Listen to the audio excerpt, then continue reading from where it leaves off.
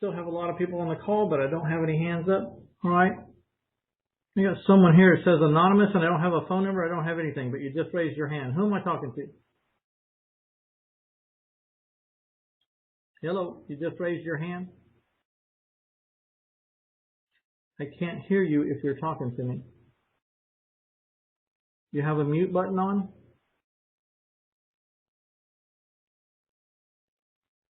I'll give it a few more seconds here, see if you can get through to me.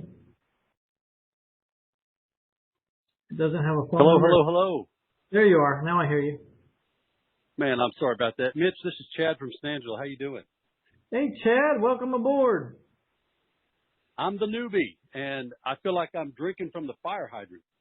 Well, so a lot of this stuff, you don't have to memorize all this stuff, but kind of get a feel for the current. You know what I mean? You don't have to swim the whole ocean. You just get a feel for the current and let this stuff kind of filter through your gills. A lot of the things we talk about on this call is about problems or what ifs and how things can go bad, but don't let it scare you.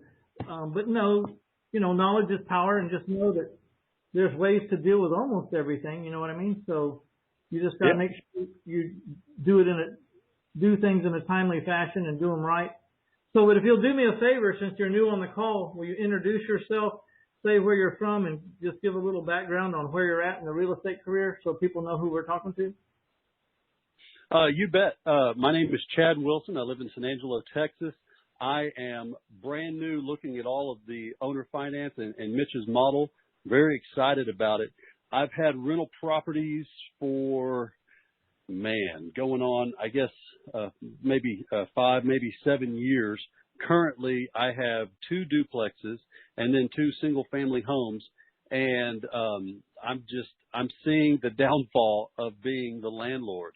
I have one property that way back in April blew an air conditioner, needed some more repairs, and just blew all my earnings for the year by April. So this owner financing is looking better and better every minute. Yeah, well, I was going to say, if you've been in the rental business for that long, then you already know there's issues that you wish you would have known about before you got into the business, because if you'd have known ahead of time that things could happen, you would have written your paperwork different, or you'd have done something different, right? Yes, sir. In fact, and these were the good properties that I kept. We had other properties that, were so bad we had to get rid of. Yeah, don't you wish you would have owner financed those now? Oh, yes, I really, really do. Oh. Well, I do have some newbie questions, so try not to laugh, but help me out if you don't mind. Okay. I'm used to having a bit of anonymity. I'm used to, with my renters. I have and you're going to laugh at this, but I do have a property manager that handles all that for me, so that I don't know them and they don't know me, just because it's such a small town here. We're about a population, I think it's 115,000, something like that. Mm-hmm. Is there any way of doing that or being anonymous with the owner finance model that you do? Would you suggest anything, or do I need to go out big and bold and tell them who I am and show them where I live and all that fun stuff? I mean, I put everything in a land trust, and they have to deal with my trustee. My trustee is not the beneficiary of the trust. He's just the person assigned to handle it. Who's the owner? The owner's a corporation. I want to talk to the owner. Well, the day you talk to the owner is the day I lose my job. Okay. I will talk to the owner if there's anything to talk to him about. But I have his rules. I've been working for him for a long time. I have his rules, and they don't change, hardly ever. Mm-hmm. So yeah. And you can also have a note servicing company, by the way, I own one, Moat Note Servicing. I say I own one. I don't own one. My daughter owns it. She's been servicing notes for me for 24 years. So we decided what we needed to do was buy a $25,000 software to make my life easy. And then to help pay for that software, we hired some people and started managing other notes to pay for it, So that's how that worked out. And in your model, you rolled that payment to Moat Note in on what you collect Yeah, I from the collect buyer, right? yes, principal, interest, taxes, insurance, and servicing fee when it's possible. Maybe I don't get, the servicing fee is like $35 a month plus late fees, or $45 a month if they have if the note servicing company has to make an underlying payment. They collect your money and then they make a payment to someone and then give you the difference. So just $10 to handle the payment. And the note servicing company can stand between you. The note servicing company can give your anonymity. I think that for me, that sounds like it's worth the price of admission, just because of how small this town is and all the silly stuff that might happen around, anything of that nature. Well, the real reason you want to do it, besides that, is the end of year reporting. The bigger you get, the more your January is just eaten up by just reporting on all your clients. And so, that's one of the reasons we had to go to that $25,000 software, and then we had to pay $5,000 to get our people trained on it. Is because we got to report to hundreds and hundreds of houses every. We have 30 days to get the reports out. On December the 31st to January the 31st, we have to give a letter of good standing to everybody and what they owe and what their interest was, so they can do their taxes and the whole thing. So it's not just the anonymity that you're going for. You're going for a free and clear January. Because it doesn't take many houses, and if you're not used to reporting or you've never done it before, it's a pain in the ass.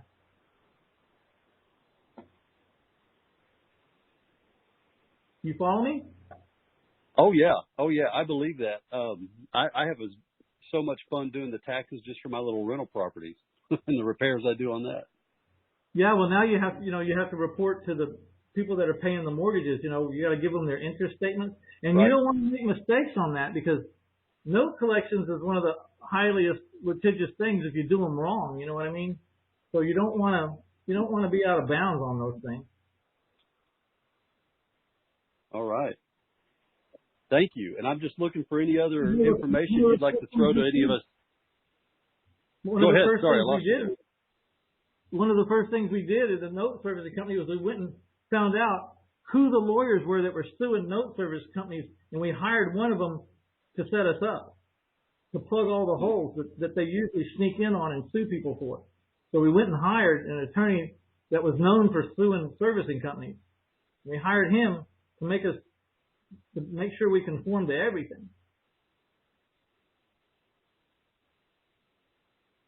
All right. That sounds really good.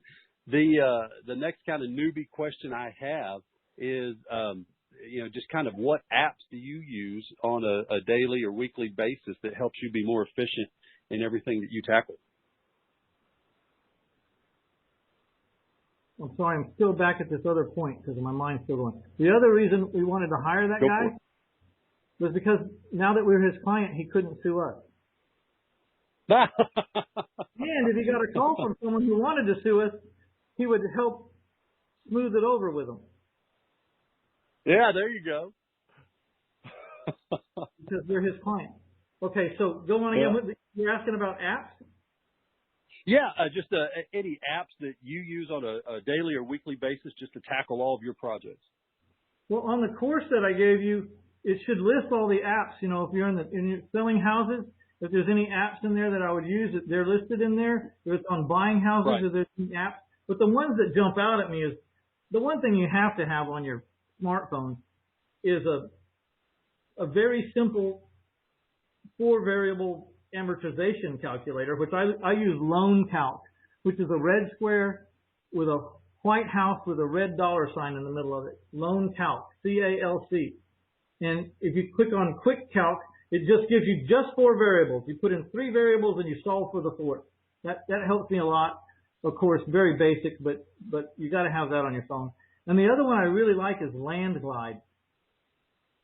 Land Glide you can turn on and drive down the country road, and it's like Google Earth. You can zoom out or you can zoom in, and you can get higher and higher above the ground, and it outlines all the property boundaries, and in the middle it says who the owner is and how many acres it is. Wow. So you get this little blue dot going down the road, that's you, and you can see all the properties passing by you. And when you see a property that, you know, they got a chain where the entrance is and the grass is 3 foot tall, you can assume that no one's been going in and out of that property for a long time. Maybe I want to call and find out if they're interested in selling that piece of dirt and what's on it. And then you can go to the tax records and look it up and say, oh, well, it's got a home on it way back in the back. I can't see it, but it's got some kind of home. Obviously, that home's abandoned because the road's grown over. Mm-hmm. You know, or it's got a mobile home on it. Or you can get on Google Earth, you know, and find out that it has a pond or a creek. You know, you can see all the trees. You can see what that land looks like, kind of from the air. And so, like in a helicopter, you know. And so, I really like Landglide. And we also like that, dang, what is it called? There's an MLS listing. You can turn on this app, and when you pull up in front of a house for sale, it'll give you the listing on your phone. You just pull up. You don't have to call. You know when you try to call these agents, how they never answer the phone, or he's busy right now, and you can't ever find out what that house is selling for across the street from yours because you can't get a hold of the damn agent? Well, you don't have to worry anymore. Yeah. Just pull up in front of it, and it picks the closest listing to you and throws it up. So if you're like right in front of, on the curb, right in front of that guy's sign, right in front of the house, it throws up that listing, and you don't have to call anybody to get all the information. And what was the name of that app? That sounds like a good one. Yeah, I knew you were going to ask me that. You know, I think it's MLS something, but I can find out. I just want you to understand one thing. Sometimes I operate at such a high level that I know that we have things, I just don't know what they are. I knew at one time, sure. but I can't remember right now, but I can find out.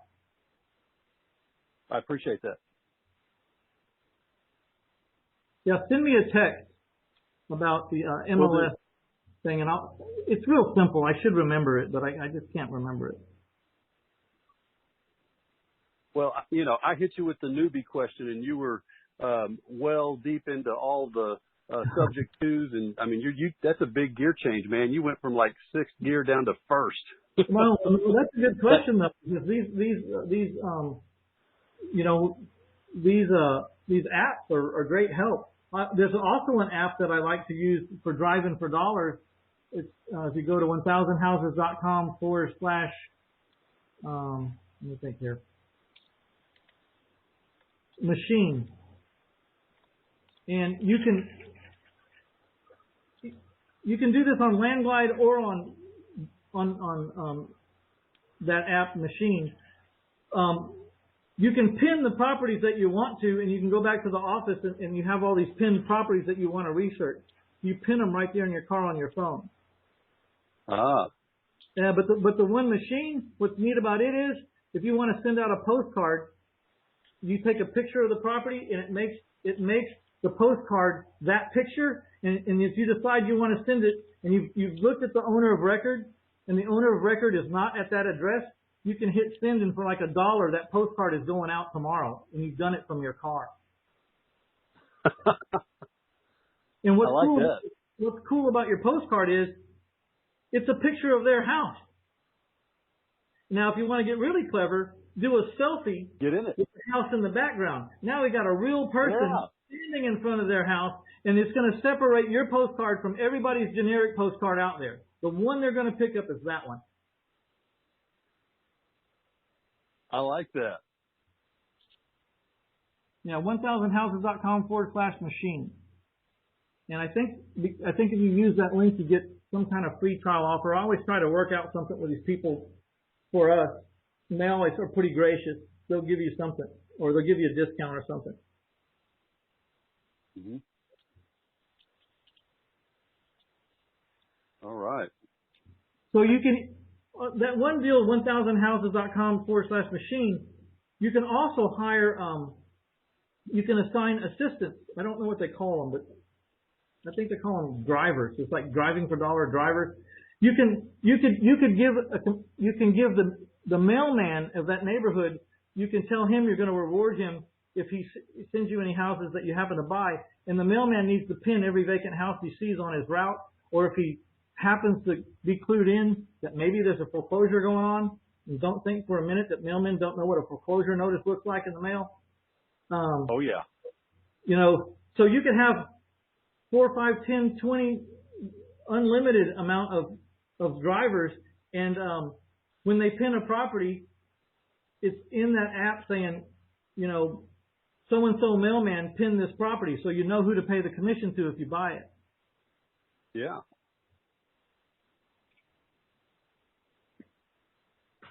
That is good. Then there's some CRMs and stuff. There's Investor Fuse. There's some, like if you go through the course and every module, it should list the blogs, the podcasts, the app, the paperwork. It should all be down there along the side, I think. Okay. So you should be able to scrape all the interesting apps. Sometimes there's more than one for a different thing. For, you know, there might be more than one for the same thing. You just need to make your choice. Right. Well, Mitch, I appreciate that very much. I will, just as a follow-up on that, text you for that MLS one you were talking about. Mm-hmm. And I appreciate your time. Thank you. All right.